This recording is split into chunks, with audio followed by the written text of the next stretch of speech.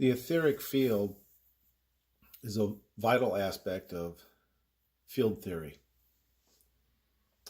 It's very difficult to describe the etheric field, and there probably isn't, I know there isn't accurate words in English language to describe just exactly what is the etheric field.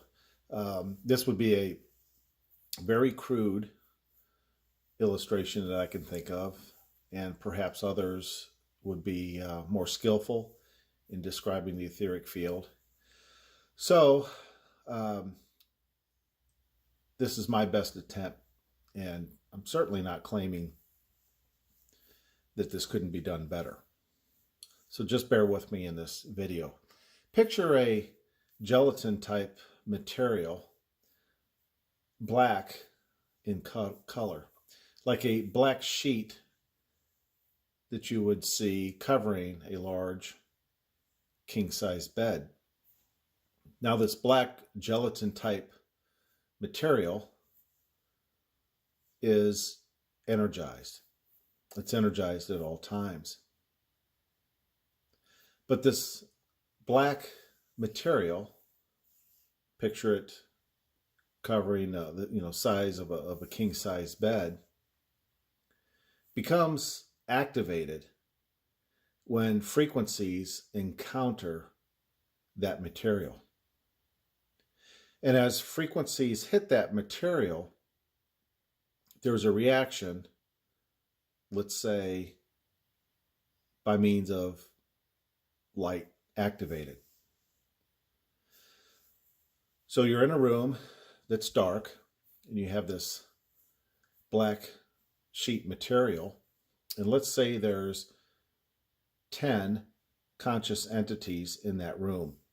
And on the count of 3, the 10 intelligent conscious entities, at the end of the count of 3, each send a specific thought. All 10 are different. So I don't know, maybe someone comes up and they're thinking of a red Corvette. The other person is thinking about kayaking. The other person is thinking about an apple pie, and so forth. As the conscious intelligent entities emit these 10 different various thoughts, as those thoughts, which are frequencies, hit this black gelatin type material, at the point of entering or contacting the gelatin material, there will be a light reaction. And the reaction and the color response will vary based on the frequencies of the thought. So when you have 10 thoughts hitting this black gelatin material, the colors and the responses will be ever so slightly different because the frequency in the thought and intent is different. So you'll see a mosaic of color display of this black gelatin etheric field reacting to inbound frequencies in the form of conscious thought. Well, there's a formula that's based on dimension bias, the type of conscious, intelligent entity that you are has an effect of this etheric field. And it's all measuring wave perturbation.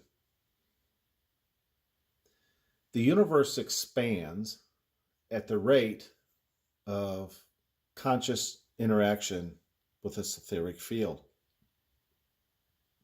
Only acceptable frequencies are allowed to interact with this etheric field. What are acceptable frequencies? That's a very good question if you ask that. That in itself is a very advanced discussion, perhaps philosophical in nature. But these would be frequencies acceptable by the governance of the etheric field. perhaps the ones or the one that energizes the etheric field in the first place.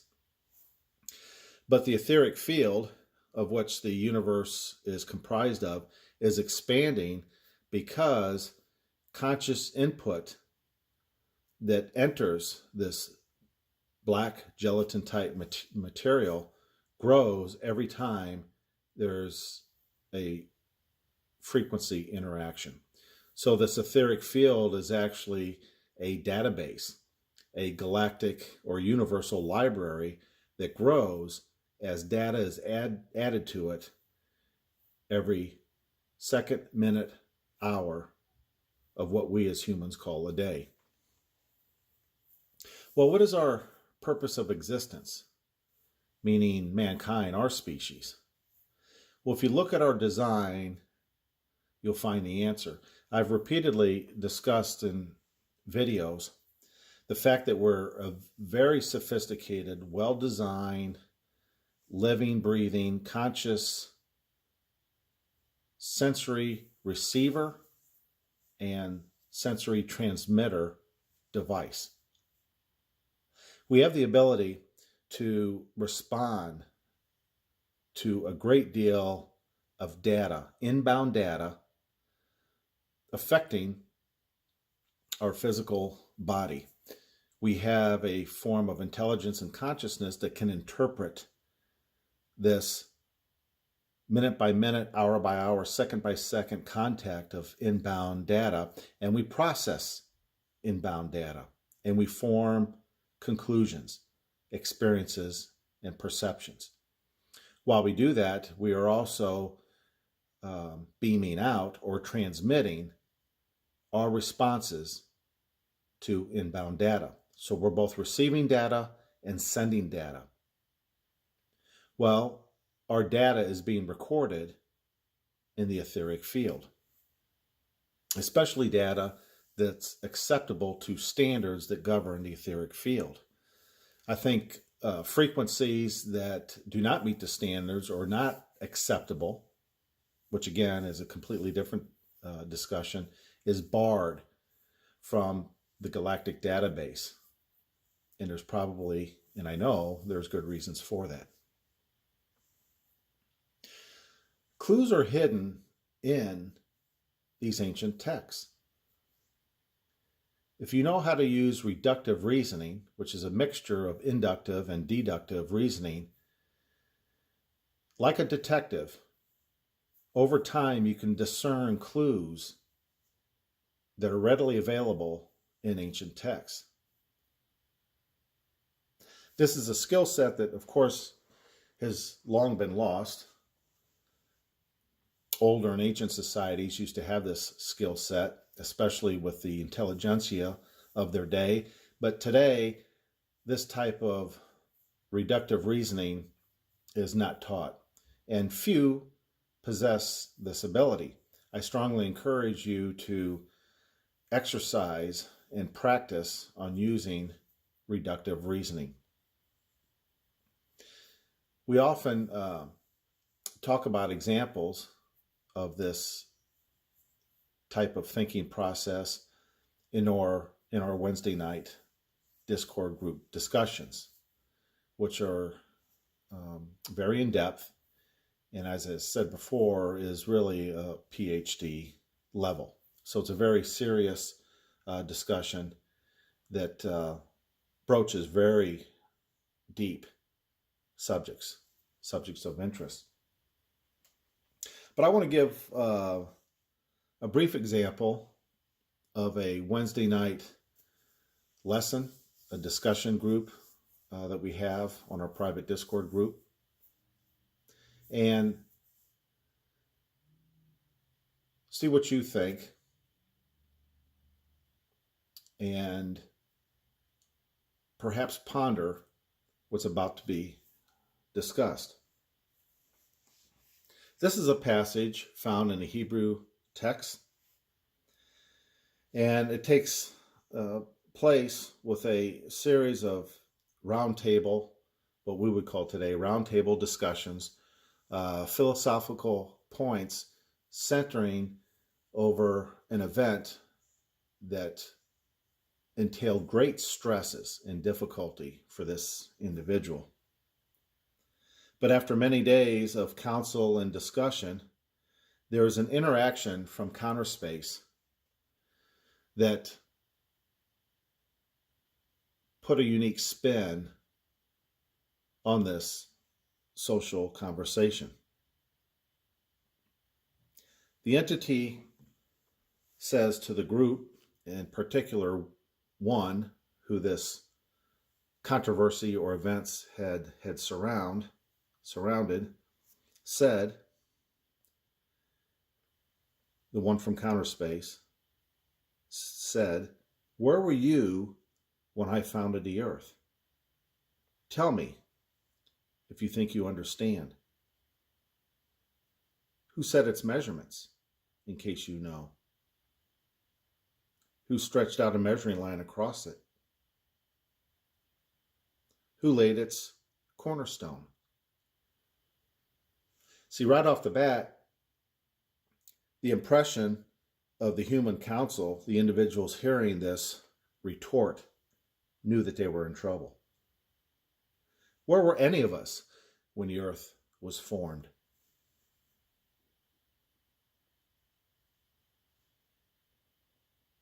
Who has the authority? Who had the science and technology to set its measurements and its cornerstone?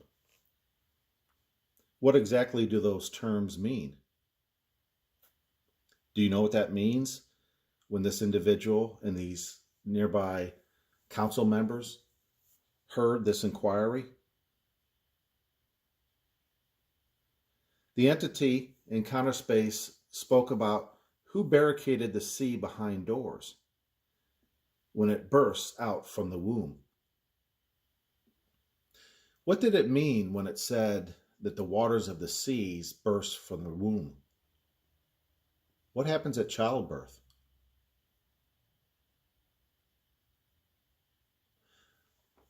During conception, where is the sperm and an egg after fertilization?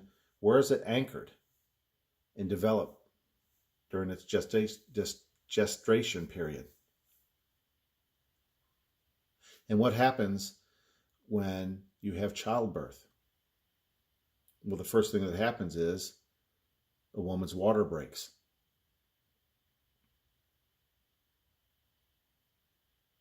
What is the womb that the oceans and seas, that the water here on earth stems from? Do you know? Through reductive reasoning, we discuss this, and it's mind-boggling when you find out where water comes from. The waters of our planet Earth.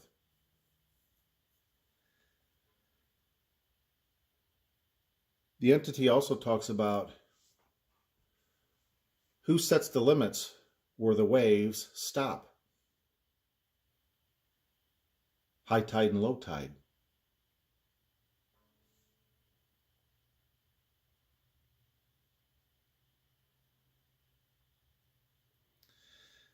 It asks, have you ever commanded the morning or made the dawn know its place? What did that conscious intelligence mean about commanding the morning or dawn knowing its place? Do you know what those references correlate to? It also says, have you gone down to the sources of the sea or explored the deep waters? In mankind's recent iteration, the 7,000 year plus recorded history, do you know it's only of late that technology has even allowed mankind and scientists, marine biologists, for example, to study the depths of the sea floors, the ocean floors? This has been well within the last 50, 60 years. First with bots or drone, remote submarines, and now with technology where human researchers can actually go to some of these extremely deep and hazardous bottoms of the ocean. And the discoveries are only now starting to be obtained because technology is allowing them to firsthand experience such harsh and unique conditions.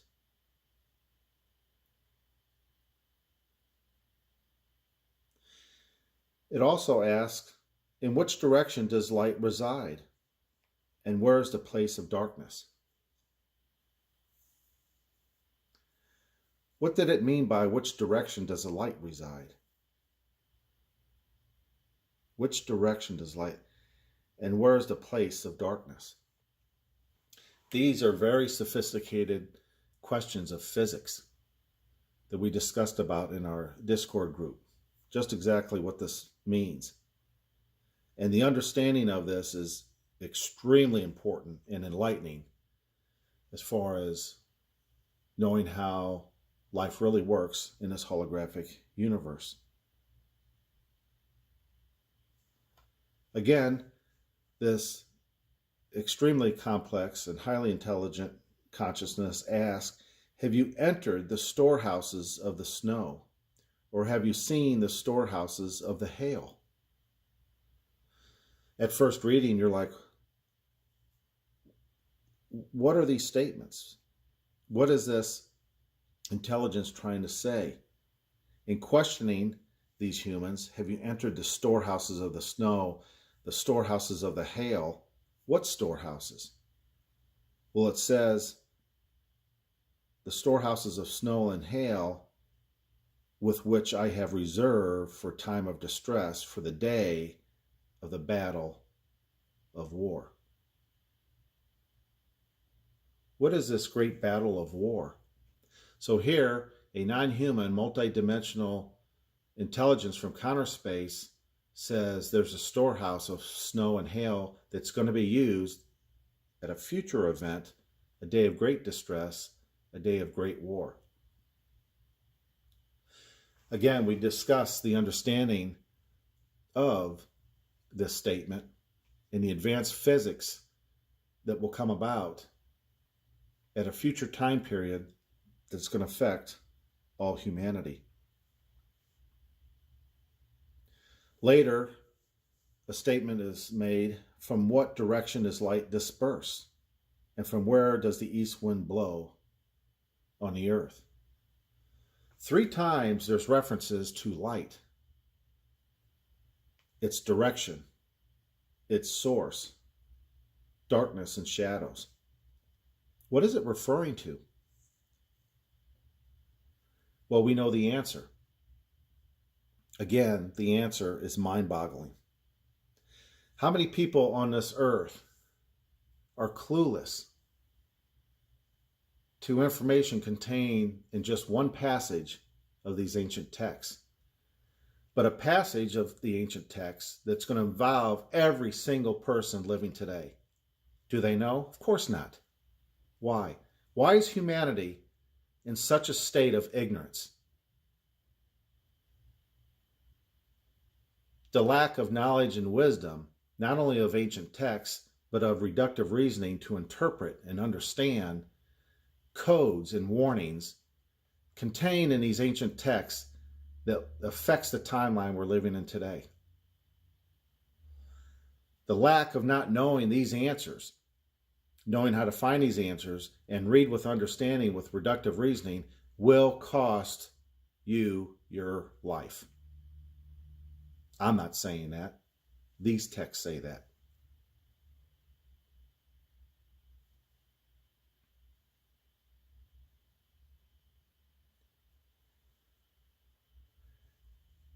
Who makes the path for the thunderstorm?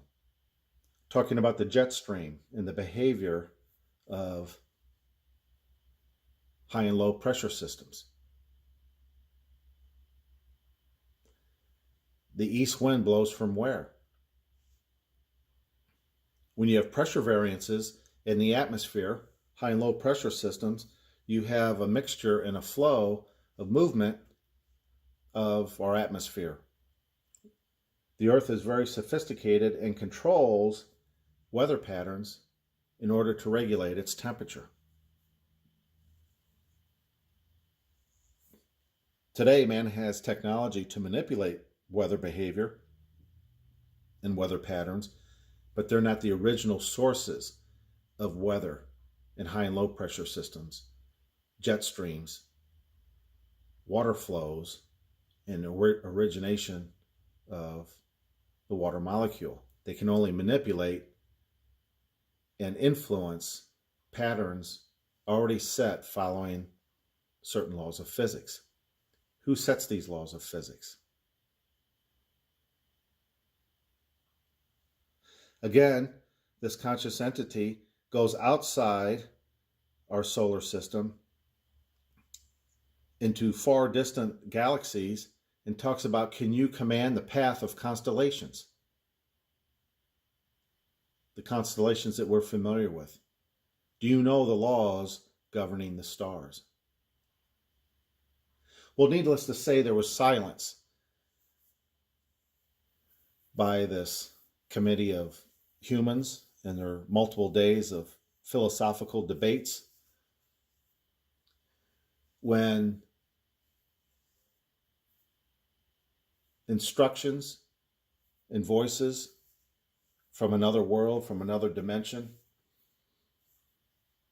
interacted with this conversation and posed such questions, they knew they were in trouble. They knew that there is intelligence way beyond the human species. Who and what are they?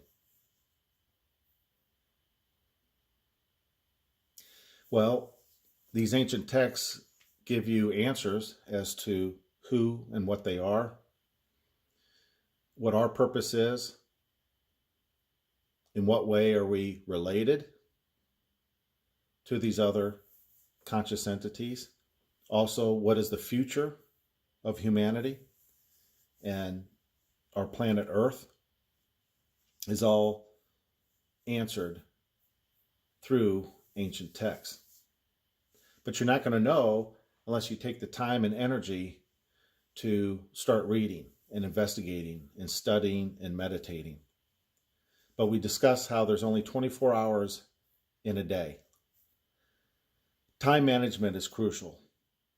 If you know the timeline that we're in right now, the timeline of humanity, and you know how to recognize what's happening with societal behavior, human culture, and earth changes.